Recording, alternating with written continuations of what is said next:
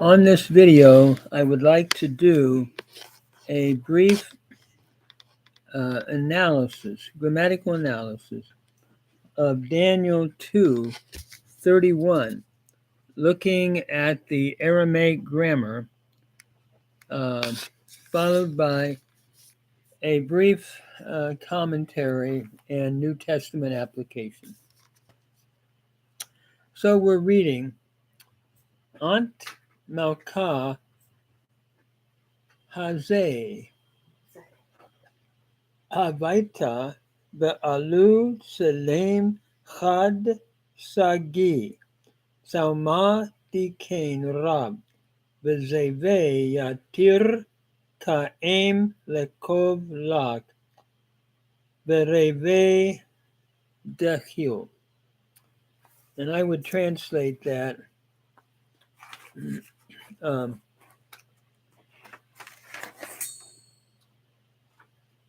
you, O king, was seeing, and behold, one great image. That image was mighty, and its brightness was extraordinary, standing before you, and its appearance was terrible. Ant, let's look at the vocabulary a minute, is a personal pronoun meaning you. Malka means king. Here it's a noun addressing the king, so you, O king. Hazeh is a participle, seeing, from hazah, to see. Hava is a verb to be. Ve is a conjunction and.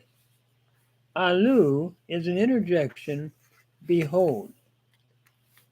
Selem is a noun meaning statue or image. Chad is an adjective, one. Sagi is an adjective meaning great. Salma is the noun with the article at the end meaning the image.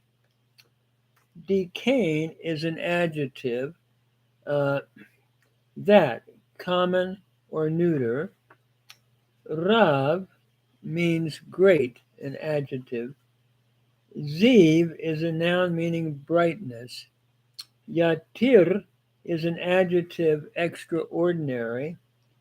Kum is the verb to stand. Le is the preposition for or to. Kovel is before a preposition. Ak is the pronominal suffix you. Rave is a noun meaning appearance, and dechal is a verb to fear. So looking at the grammar phrase by phrase, I would read it. Ant Malka. Ant is a personal pronoun, masculine singular. It is put here to emphasize, or with emphasis on the personal pronoun. You, O king. Malka is an absolute noun with the definite article a at the end of the noun instead of at the beginning as in Hebrew. The noun melech changes to malk in construct followed by the definite article in the suffix. The noun with the article here is evocative of address. So you, O king. Hazeh is a PL active participle, masculine singular, from the verb chazah, to see. So we could translate it like paraphrastically with haveta. You were seeing, or you were looking. Notice here the A-E vowel pattern of ha-zeh, showing that we're looking at a PL participle, and Havata again appears here to be a PL perfect. I should say a PL, excuse me. Both are PL participle, and a PL perfect, second masculine singular from hava, to be. The yod appears here in this lamed hey verb because it was originally a final yod form, havai, and the yod appears here in the second masculine singular of the pe'al perfect. So you havata. Notice havata uh, became havaita, with the pathak changing to a hata pathak as the accent moved to the end.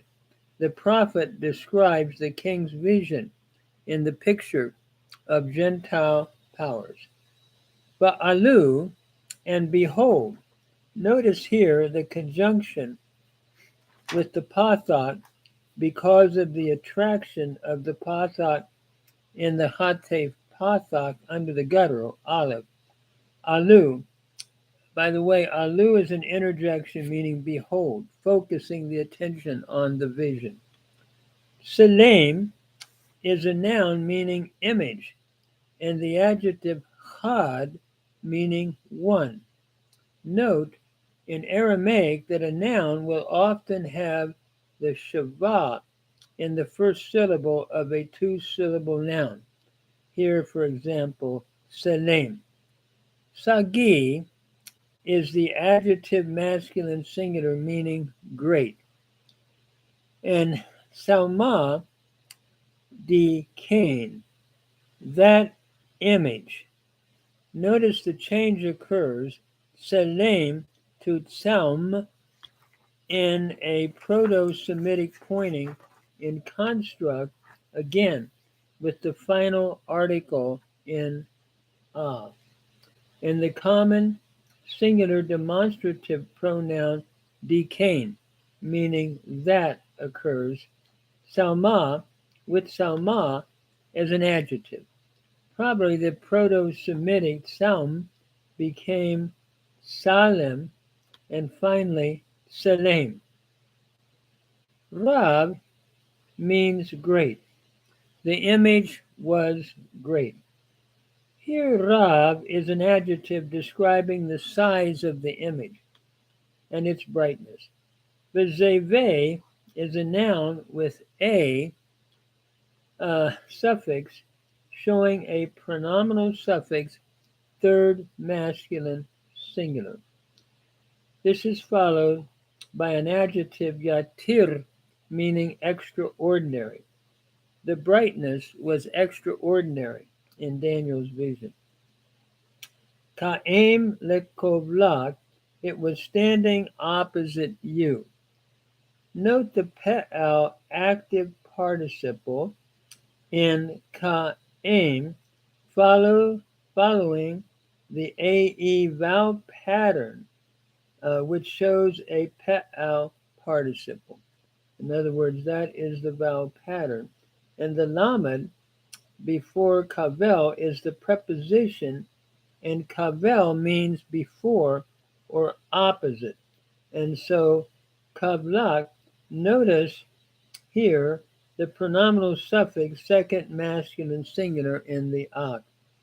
Again, notice the change from kavel to kovl, I should say kovlak, in construct with the pronominal suffix ak.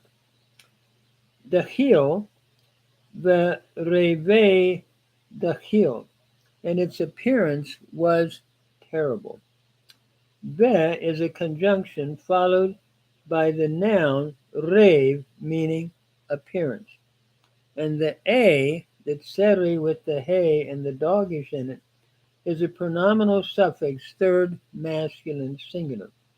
The heel then is rendered was terrible, and it is a pe'el passive participle masculine singular from dechal, to fear. Note the Shava I vowel pattern indicates a pe'al passive in Aramaic. So I would translate this: You, O king, was seen, and behold, one great image. That image was mighty, and its brightness was extraordinary, standing before you, and its appearance was terrible. Daniel here describes what the king had seen in his dream, King Nebuchadnezzar. It was one great image whose brightness was extraordinary, which stood before him, and its appearance was to be feared. The image represents, I believe, Gentile world powers, which are awesome in appearance but terrible in its fearful effect upon the prophet. The prophet next describes the vision of King Nebuchadnezzar, stating the metals in the dream that composed the great image along with its interpretation. So we're looking at what was terrible, and I think we're looking at probably the viciousness that is found in these different Gentile world powers that he's seeing.